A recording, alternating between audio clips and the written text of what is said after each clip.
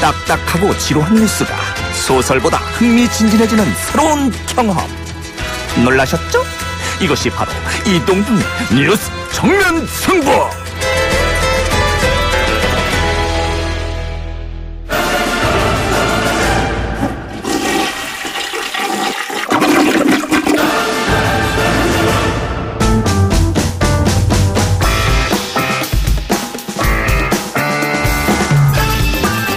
이동의 뉴스 정면승부 2부 최강변기 시작하겠습니다. 오늘은 엄태섭 변호사, 장영진 기자 나왔습니다. 어서 오십시오. 네, 안녕하세요. 안녕하십니까. 최근 가슴 보형물 수술을 받았던 여성들이 밤잠을 설치고 있다고 하네요. 미국 엘러간사의 거친 표면 유방 보형물을 이식한 40대 한국 여성이 희귀암에 걸렸다는 내용이 보도된 건데, 엄태섭 변호사가 소송 대리 맡았습니까? 예, 제가 최근에 시작을 하게 됐고요. 예. 일단은 최근에 이제 인공 유방이죠. 즉 여성 가슴 보형물 이식 수술을 받은 환자가 희귀암에 걸렸다라는 이제 소식인데, 이 문제가 된 보형물이 엘러간이라는 회사의 텍스처드 제품입니다. 이제 엘러간은 이제 회사 이름이고, 텍스처드라는 말은 거친 표면, 그러니까 그 보형물을 감싸고 있는 외곽에 이제 그 물질이 이제 거친 표면을 갖고 있다라는 취지인데, 이 기존에 많이 쓰던 부드러운 표면의 스무드 제품하고는 달리 이 거친 표면은 신체 조직하고 잘 달라붙어서 자연스러운 그 가슴 모양을 만들 수 있다라는 장점, 특징이 있거든요. 예. 근데 이게 이제 뭐 보통 우리가 물방울 성형이라고 하는 게 바로 이 텍스처드 제품들인데, 이 제품에 이제 문제가 발생된 겁니다. 최근에 그 미국 FDA에서 이 거친 표면 제품하고 역형성 대세포 림프암이라는 희귀암하고 인과관계가 있다라는 것이 밝혀졌고, 최근에 이제 한국에서, 국내에서도 처음으로 이 역형성 대세포 림프암이라는 희귀암 발병 환자가 발생을 해서 이 보형물을 삽입한 많은 환자분들께서 공포에 떨고 계시는 그렇겠네요. 상황입니다. 네. 그러면은 엘러간사에서 만든 그 보형물을 썼던 분들은 지금 다들 겁에 좀 질렸을 것 같기도 하고. 네, 물론입니다. 그 성형외과에 문의도 막 할 것 같고 그러네요. 문의도 굉장히 많이 하고 계시죠. 지금 현재 듣기로는 1000명 정도가 지금 소송인단을 지금 구성하려고 하고 있다. 지금 협의가 진행되고 있다는 그런 얘기도 지금 되고 있더라고요. 그러니까 그 정도 얘기가 지금 나온다는 것은 그 상당히 우리나라에서 꽤 오랫동안 뭐 남성들은 잘 모르겠습니다만 많이 사용이 됐다라는 그런 의미인 것 같아요. 이거 식약처 차원의 대책도 필요해 보이는데. 물론입니다. 식약처는 어떤 입장을 갖겠습니까? 에서도 지금 최근에 이 엘러간사뿐만 아니라 뭐 아리온, 세빈 등 이제 여러 회사에서 이 거친 표면 보형물을 제조를 하고 유통을 하는데, 그와 같은 거친 표면 보형물은 이제 전면 사용 중지를 지시를 했고, 그다음에 이제 엘러간 측에다가 보상 방안을 8월 30일까지 제출하라고 해서 제출한 것으로 보이고, 9월 중에 식약처에서 이제 그 보상 방안을 발표를 하기로 했는데, 사실 좀 우려되는 게 뭐냐면 미국에서도 약 160여 명 정도 되는 환자가 이미 발생을 했어요. 이 역형성 대세포 림프암이라는 그 인과관계 있는 그 발병 환자들이 많이 발생을 했는데, 미국 내에 있는 엘러간사에서 보상안 발표를 한 것을 보면 이미 부작용이나 암이 발생한 환자들에 대한 보상안이라고 내놓은 것이 그 제거 비용 약 한 900만 원 정도 되는 제거 비용하고, 그다음에 대체 보형물을 대체하는 비용, 이것만 보상을 하겠다고 하고, 심지어 이와 같은 부작용이 아직까지는 발생하지 않은 그런 환자들에 대해서는 그 환자 본인이 원하는 경우에 한해서만 대체 보형물을 교체하는 비용을 제공하겠다라고 얘기를 지금 하고 있거든요. 미국에서도 문제가 있을 테니 같은 이미 문제가. 전 세계적으로 600여 명이 넘는 환자들이 발생을 했습니다. 그런데 회사가 미국 회사니까 그렇죠. 우리 법원에서 승소하더라도 시간이 좀 걸릴 것 같습니다. 물론 이제 시간이 걸리는데 지금 피고 소송 대상이 되는 이제 피고는 한국 엘러간입니다. 한국 엘러간이 별도의 법인이 지금 들어와 있긴 하더라고요. 들어와 있고 제조물 책임법에 따르면 그 제조사의 유통사도 포함이 되거든요. 알겠습니다. 그렇기 때문에 한국 엘러간을 상대로 하면 문제는 없을 것으로. 어쨌든 이것도 좀 지켜보고요. 자신의 지위를 이용해 수행 비서에게 성폭력을 가한 혐의로 재판에 넘겨진 안희정 전 지사. 대법원 선고가 9일날 월요일이네요. 다음 주 월요일입니다. 특별선고기일이 맞춰진 것으로 보이는데요. 이게 지금 보면 이제 그 항소심 선고가 난 지 딱 6개월 정도가 돼요. 그러니까 6개월 만에 내려지는 걸로 볼 때 아마도 뭐 일정한 상당히 그 대법원 내에서 일단 합의가 이루어지지 않았겠느냐 이런 많은 부분에서 좀 논의가 진행된 것으로 보이고요. 지금 현재 상태로서는 이제 아마 글쎄 어떻게 될지는 모르겠습니다만 좀 전체적으로 제가 좀 이렇게 의견을 좀 들어보니까 유죄 확정 쪽으로 조금 더 의견이 많이 쏠리는 것 같긴 하더라고요. 의견입니다. 어디까지나. 1심 무죄, 2심 유죄. 예. 완전히 다르게 판단이 이어졌는데 네. 그 대법원 판결 어떻게 보세요, 변호사님? 아무래도 이제 일반적으로는 원심인 이제 항소심의 판결이 뒤집히는 경우가 뭐 평균적으로는 훨씬 더 드물기 때문에 예. 항소심이 그대로 이어질 이제 확률적으로는 그렇고 2심 판결이. 예, 2심에서 유죄 3년 6개월의 이제 실형을 선고받았는데 그 선고가 그대로 뭐 양형에는 약간 다소 차이가 있을지 모르지만 유무죄는 그대로 항소심을 따르지 않을까 싶은 생각인데 그것은 평균적인 뭐 통계에 의한 것이고 그다음에 최근에 대법원 어떤 추세랄까요? 뭐 예. 트렌드랄까요? 이제 또 얘기를 해야겠지만 이 성인지 감수성을 계속해서 강조하고 뭔가 피해자다움을 뭐 강요하지 말라라는 그런 세간의 목소리 이들도 어느 정도 감안한 그런 판결이 나오지 않을까 싶은 근데 생각입니다. 성인지 감수성 뭐 판결 다 좋은데요.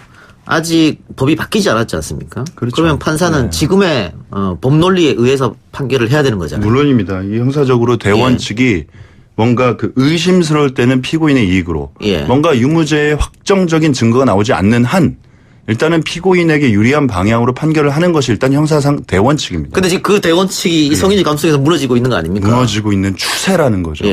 예. 그러니까 특히 이제 문제가 되는 것이 이제 그 피해자라든지 피해를 입었다고 말하는 사람들 여성 쪽에 그 진술에 좀 더 신빙성을 두라는 그런 취지로는 이해가 되는데 근데 분명히 보면 여러 그 여성의 진술이나 피해자의 진술이 객관적인 상황과 배치되는 것이 분명히 있어 보이는데도 성인지 감수성이란 말로 자꾸 이게 그 부분을 그냥 넘어가려고 하는 네. 듯한 양상까지 보이고 있어서 조금 이게 좀 과도하게 지금 되는 게 아닌가라는 생각도 있습니다.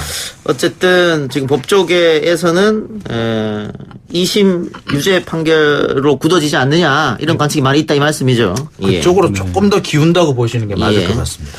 주일본 한국 대사관에 총알과 협박장이 들어있는 봉투가 배송됐다. 이건 또 어떤 사건입니까? 그러니까 뭐 일본 측 신문에서 보도된 내용인데요. 그러니까 아마 오늘로 알려져 있습니다. 그러니까 지난주 알려져 있는데 주 일본 한국 대사관에 총알과 협박장이 들어있는 봉투가 배달이 됐다고 그래요. 권총용 총알로 추정이 되고요. 편지 한 장이 들어 있었는데 그 편지 내용은 이렇습니다. 소총을 여러 정 갖고 있으니까 한국인들 노리고 있다. 그러니까 한국인은 일본에서 나가라. 이런 내용이 문구가 적혀 있다고 돼 있어요. 예. 봉투의 수치는 이수훈 전 주일 대사로 돼 있는데 이제 주일 대사가 지난 5월에 그 퇴임해서 지금 새로운 대사가 가 있죠. 그래서 아마 전임 대사의 이름으로 수신이 돼 있는 걸로 돼 있습니다. 현재 일본 경시청에서 이 총알에 대한 감정이라든지 발신자 추적을 하고 있다고는 하는데 범인이 잡힐지는 좀 더 지켜봐야 될 것 같습니다. 예. 요즘 일본에서도 반한 감정이 높아지고 있는 것 같습니다. 아무래도 한일 관계가 지금 경색 국면이기 때문에. 그렇죠. 예. 높아지는 것 같긴 합니다만 일본의 혐한 시위가 꾸준히 계속돼 왔다고 하기 때문에 이번을 계기로 해서 유독 높아졌다기보다 유독 또 불거지고 있다. 이렇게 보는 게 불거지고 맞아요. 있다? 예. 최근에 저도 좀 재밌는 사례가 있었는데 그 호날두 예, 노쇼 논란이 있었지 않습니까? 그거 관련해서 제가 일본어로 호날두에 대한 비판의 목소리를 담아서 유튜브에다가 영상을 올린 적이 있었는데 그거 관련해서 일본의 후지TV에서 왜 일본어로 호날두를 비판하는 내용의 영상을 올리느냐라고 하면서 우리는 호날두를 사랑하는데 마치 일본인이 호날두를 뭔가 미워하고 문제가 있는 것처럼 비판하는 그런 목소리를 내서 호날두로 하여금 일본인이 오해를 했다 이런 주장이잖아요. 네, 따라가면서 그 굉장히 비판적으로 했는데 전혀 그런 의도가 아니었거든요. 사실 전 세계 많은인들에게 한국에서 있었던 호날두의 만행에 대해서 알리기 위해서 저희가 할 수 있는 언어로 했던 것뿐인데 그걸 또 그렇게 삐딱한 시선으로 인터뷰를 하더라고요. 예. 알겠습니다. 예, 다른 소식으로 한번 넘어가 보죠. 강서구 모자 피살 사건 용의자도 숨졌다고요? 예, 그러니까 88살의 노모와 중증 지체 장애를 가진 이 형을 간병하다가 살해하고 자취를 감췄던 50대 남성이 있었습니다. 이 50대 남성이 한강에서 숨진 채 발견이 됐다고 그래요. 그러니까 오늘 오전 10시쯤에 강동구, 그러니까 서울시 강동구 이 광나루 한강공원 인근 수중에서 이 신모 씨가 숨진 채 발견됐다라고 합니다. 이게 숨진 분이 그러니까 할머니 그러니까 88살의 할머니는 신모 씨였고요.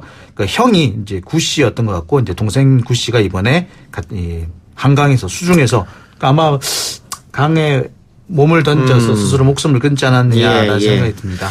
80대 노모와 또 장애를 갖고 있는 형 아마 동생이 계속 간병을 하고 생계를 책임졌던 것 같은데 두 사람을 살해하고 스스로 목숨을 끊었다는 것은 그만큼 그동안 간병하는데 여러 가지 힘들었던 점 뭐 그런 게 작용을 했지 않을까 그런 생각이 드네요. 그런데 이런 걸 보고 보통 간병살인이라고 하는데 우리가 이제 잘 알려지지 않아서 그렇지 생각보다 좀 자주 일어나는 범죄에 속합니다. 특히 이게 이 간병이라는 것이 어떤 사람의 모든 일생을 바쳐서 모든 생활을 다 바쳐서 누군가를 돌보게 하는 그런 것이거든요. 그러다 보니까 본인 스스로도 이제 심각한 어떤 심적인 어떤 상처를 입고 있는 경우가 많아요. 그래서 그것이 어느 순간 너무 과도해져 버리면 이런 끔찍한 사태로 이어지는 경우도 있던 걸로 알려져 있습니다.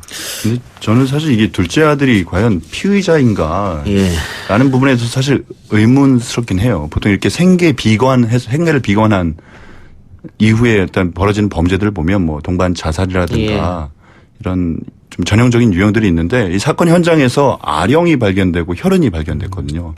정말 너무 끔찍한 어떤 범죄 현장인데 이렇게까지 끔찍하게 노모와 그리고 친형을 살해했을까라는 점에 대해서는 좀 의심스러운 부분이 있습니다. 그래서 이 이후에 이게 수사를 접지 말고 좀 주변 다른 분들 다른 사람들까지도 좀 수사 범위를 좀 넓혀야 되지 않을까. 보통 뭐 이런 사례들을 살펴보면 이제 일단 뭐 숨진 작은 아들이 뭐 피의자라고 일단 전제를 한 상태에서 말씀을 드리는 겁니다만 이런 분들의 경우 뭐라고 말씀하시냐면은 내가 이 두 사람 여러 이제 가족들을 이렇게 먹여 살리고 간병하라고 부를 받는데 내가 너무 살기 힘들다. 근데 내가 죽으면 이 사람들 어떻게 살겠느냐. 그러니 나와 함께 가겠다. 뭐 이런 생각을 하신 경우가 꽤 많더라고요. 예. 지금 주민센터 이야기 들어보면 생계가 상당히 어려웠다라고 하고 이번에 스스로 목숨을 끊은 것처럼 보이는 구 씨죠. 이 사람이 일을 하다가 도저히 자기가 일을 하면서 간병 활동할 수 없으니까 일을 그만뒀다고 하거든요. 그러니까 더 생계 아마 좋지 않았을까. 원래는 이제 노모가 어느 정도 이렇게 좀 건강이 괜찮을 때만 해도 이렇게 형을 돌볼 수 있었던 모양이에요. 그러니까 동생이 경제 활동을 하고 노모가 형을 돌보고 이렇게 했었는데 노모부터도 이제 건강이 너무 나빠지고 병이 심각해지니까 더 이상 두 사람을 어떻게 같이 돌볼 수가 없는 상황에 처하지 않았느냐라는 생각이 드네요. 예. 사실 뭐 우리 사회에서 복지 혜택이 아예 없는 것도 아니고 사실 기초생활수급권을 갖고 있는 분들이 받을 수 있는 혜택이 분명히 있는데 근데 지금 제가 뭐 찾아보니까 중위소득의 그러니까 중위소득을 약 한 370만 원으로 잡고 그중에 30%인 112만 원이 생계급여로 지급이 되더라고요. 그런데 조금은 좀 비현실적인 숫자 아닌가라는 생각도 듭니다. 뭐 그래요? 주거급여라든가 뭐 교육급여, 뭐 의료급여 이런 것들도 있긴 하지만 생계급여로 112만 원 3인 가구 기준으로 했을 때 좀 비현실적이지 않을까 싶은 생각도 들고. 우리 사회가 다시 한번 생각해봐야 할 문제가 아닌가 그런 생각 들고요. 마지막으로 하나만 더 해봅시다. 장용진 기자는 어제 조국 기자간담회 어떻게 봤습니까? 제가 이게 참 아까 어느 분한테도 제가 그런 얘기를 했는데 정말 제가 정말 제가 할 수만 있다면 대국민 사과를 꼭 하고 싶을 정도였습니다. 그러니까 보통 기자라면 그런 자리에 나갈 때 많은 준비를 하고 나가야 되는데 전혀 준비가 안 돼 있었다라는 점, 그럼에도 불구하고 수십만 건의 기사를 쏟아냈다는 점, 오늘 아침에 올라오는 여러 이제 네티즌들의 그런 반응을 보면서 정말 제가 쥐구멍에 숨고 싶었습니다. 예, 후보자를 향해서 날카로운 질문이 전혀 없었다. 이런 기자로서의 기자를 비판한 거네요? 그럼 날카로운 질문을 못하는 건 둘째 치더라도요. 좀 내용은 있어야 되고 같은 얘기를 반복하진 말아야죠. 근데 내용도 없고 같은 얘기를 반복하고 이건 도대체 질문인지 뭔지 후보자는 무슨 수저라고 생각하십니까? 그런 얘기를 왜 합니까? 아니 정말 그리고 또 다 보면서 다 도대체 뭐 하자는 것인지. 기자들 질문은 좀 아쉬웠다 치고 조국 후보자의 답변은 어땠습니까? 조국 후보자는 나름 열심히 답을 한 것 같았습니다. 수저 얘기만 해도 그래요. 저는 솔직히 그런 질문에 어떻게 답할지 상당히 궁금했습니다. 그런데 오히려 금수저면 나는 금수저 맞다. 금수저는 그럼 진보하면 안 되느냐라고 할 때 보면서 우문현답이구나. 뭐 답을 잘 하시는 것 같다. 라는 생각을 들었어요. 예. 엄태섭 변호사는 어떻게 봤습니까? 저는 사실 그 내용에 대한 부분보다는 그 특정 기자의 어떤 질문 태도가 참 기억에 많이 남았거든요. 사실 그 뭔가 이제 일문일답. 원래는 이제 질문을 다 쏟아내고 거기에 대해서 이제 답변을 한꺼번에 듣는 게 보통 이제 일반적인데 일문일답을 요구하면서 개별적으로 나오는 답에 대해서 좀 약간 희죽거리는 태도가 좀 굉장히 비판을 많이 받고 있더라고요. 그러니까 댓글도 뭐 수만 개가 달렸던데 그런 태도는 좀 질문자의 태도에서 좀 맞지 않지 않은가. 물론 생각하는. 일단 기자들에게 일방적으로 통보가 됐기 때문에 짧은 시간 안에 기자들이 준비를 좀 하기는 어려웠다. 그리고 그 건에 대해서 조사한 또 기사를 썼던 기자들이 아니었기 때문에 뭐 그런 점은 있습니다만 어쨌든 기자들이 준비 부족했다. 이런 점 지적해 주셨고요.